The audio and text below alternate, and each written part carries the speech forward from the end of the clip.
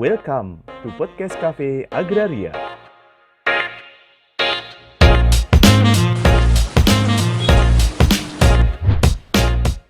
Sobat BPN Aceh Timur, salam bahagia, selamat sore, assalamualaikum. Hari ini kita bergembira kedatangan tamu dari KCIP Kota Langsa, Pak Wahyu. Tentunya ini menjadi kita sedikit sharing, tukar menukar ilmu. Beliau ini menangani Kota Lengkap, jadi tentunya kita minta pendapat beliau bagaimana mewujudkan Kota Lengkap minimal sekali satu kecamatan atau dua kecamatan di ini.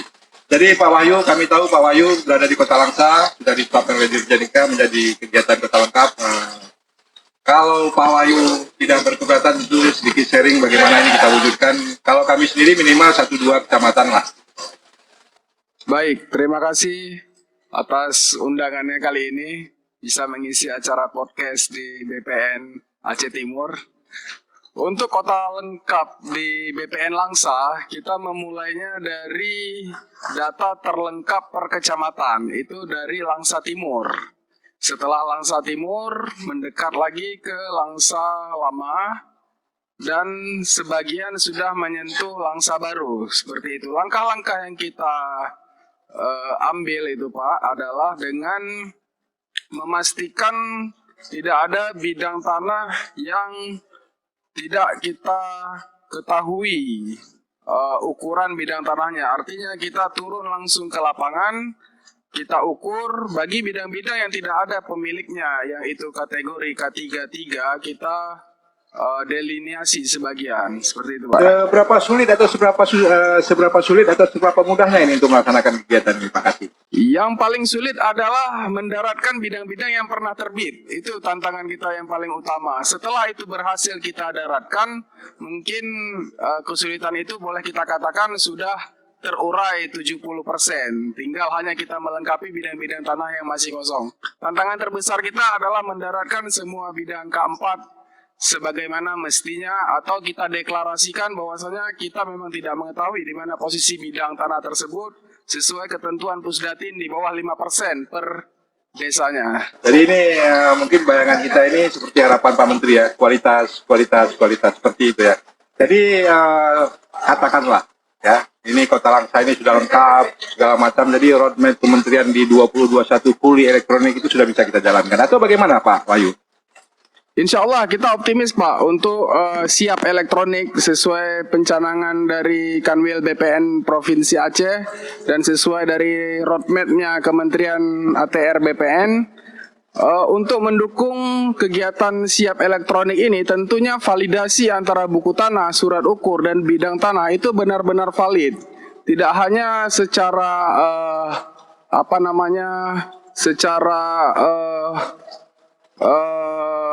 secara tertulis, artinya harus juga sesuai dengan penguasaan fisik bidang tanah di lapangan. Sesuai dia, apabila di SU tertulis 1000 meter, maka di lapangan juga tetap harus ada luasnya sebesar 1000 meter, dan di buku tanahnya juga seperti itu. Apabila ada pelepasan misalnya, itu harus di lokasi sudah ada jalan, itu juga harus sudah tercatat sebagai pelepasan jalan, sesuai antara subjek dan objek. Kualitas data ya, jadi kesesuaian semua data terkait data surat ukur tidak disertifikan itu harus sama ya, tidak boleh ada data yang berbeda-beda ya. Iya, itulah tugas dari infrastruktur pertanahan untuk memastikan kesesuaian subjek dan objek, dan kita harus berani mendeklarasikan bahwasanya apa yang kita kerjakan sudah benar dan kualitas. Pak Wahyu, ini kan collecting data ini kan tidak hanya dikerjakan di IP. Bagaimana membangun komunikasi dengan katakanlah komunikasi internal dengan sektor lain yang terkait dengan tanahnya, warganya dan sebagainya. Ada kendala tidak dalam komunikasi? Untuk membangun kesadaran awareness tentang itu mungkin tantangan berat di awalnya.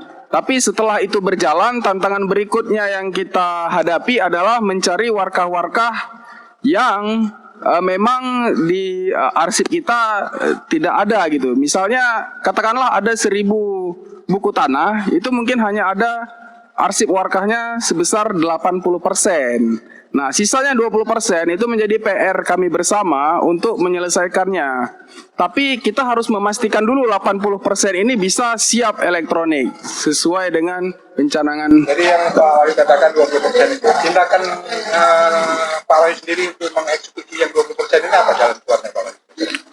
Jalan keluar terdekat yaitu melihat sertifikatnya, bukti fisik dan apa maksudnya yang ingin saya katakan, data yuridis dan data fisiknya sesuai yang pertama. Yang kedua, 20% yang tidak kita temui warkahnya untuk siap elektronik tersebut, apabila terjadi kerancuan dan keraguan-raguan data, kita harus meng-cross check kembali kepada pemilik sertifikat tersebut dan penguasa daerah setempat.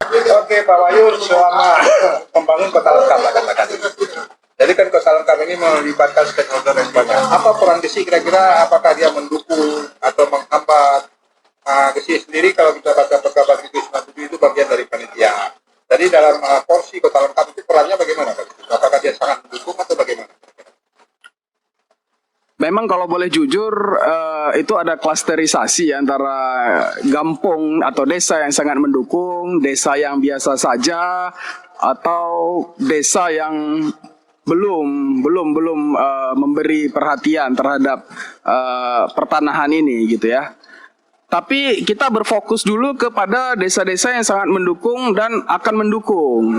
Untuk desa-desa yang kurang mendukung, itu kita meminta bantuan dari Pemda atau Pemko setempat, bahwasanya tanah adalah landasan awal untuk menyusun segala jenis perencanaan seperti tata ruang, fasilitas umum dan seterusnya, begitu Pak. Goal kementerian misalnya rencana detail tata ruang berbasis bidang ini bisa diwujudkan lagi. Saya sangat optimis bisa Pak. Kemudian goal lainnya kepastian hukum. Iya. Sudah pasti terwujud. Iya. Dan kedepannya ZNT by Persil Pak. Tidak hanya ZNT by Polygon, langsung dia base per Persil. Artinya walaupun dia bersebelahan, itu ZNT-nya bisa besar dan akan mendongkrak PAD daerah. Ya, berarti ada nilai manfaat daerah di sana ya. Pasti Pak. Terima kasih Pak Wahyu. Sama-sama kembali. Harapan kita Aceh ini bisa menjawab semua visi misi Kementerian Atr BPN. Aceh Timur sendiri berbangga karena ini adalah awalnya adalah bagian yang satu terpecah menjadi anak. Kemudian kami juga berbangga kalau itu sudah mewujudkan kota lengkap, ya. Jadi kuliah elektronik, layanan pusat dunia itu bisa diwujudkan. Terima kasih Pak Wahyu sudah berhadir di kantor Aceh Timur. Salam perubahan dari Kafe Agraria Aceh Timur. Terima kasih rekan-rekan. Kita akan bertemu di podcast berikutnya. Podcast Cafe Agraria, komunikatif, edukatif, informatif.